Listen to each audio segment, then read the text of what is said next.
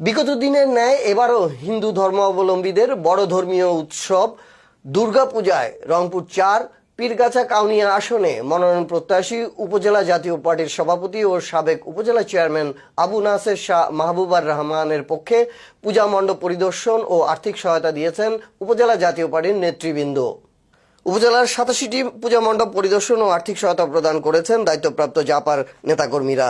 উন্নয়নের মধ্যে এ সময় উপস্থিত ছিলেন উপজেলা জাতীয় পার্টির সদস্য শাহ রঞ্জু মিয়া, পীরগাছা ইউনিয়ন জাতীয় পার্টির সভাপতি আমিনুল ইসলাম রঞ্জু, সাংগঠনিক সম্পাদক আলতাফ হোসেন আলতু, ওয়ার্ড জাতীয় পার্টির সভাপতি জাহাঙ্গীর আলম, সাধারণ সম্পাদক রুহুল আমিন, যুব সংহতি নেতা আশরাফুল ইসলাম, বাদল মিয়া ও জামাল মোল্লা সহ আরো অনেকে।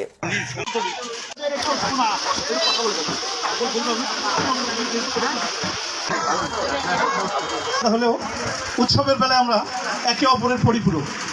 আমরা আসছি জাতীয় পার্টির পক্ষ থেকে, সাবেক উপজেলা চেয়ারম্যান মাহবুবের পক্ষ থেকে পীরগাছা উপজেলা সকল পূজা মণ্ডপের কমিটির সঙ্গে একটা করমর্দন, পাশাপাশি তাদের একটা আর্থিক সহায়তার বিষয় নিশ্চিত করার জন্য আসছি এবং ততটুকু করতে পেরে আমরাও সত্যি ভালো লাগার বিষয় এবং ভালো লাগতেছে। আশা করব আগামীতেও যেন এর চেয়ে আরও ভালো পরিসরে, সুন্দর পরিবেশে পূজা মণ্ডপের পূজা উদযাপন করতে পারে সবাই। এই আশাবাদ ব্যক্ত করে শেষ করছি। খোদা হাফেজ।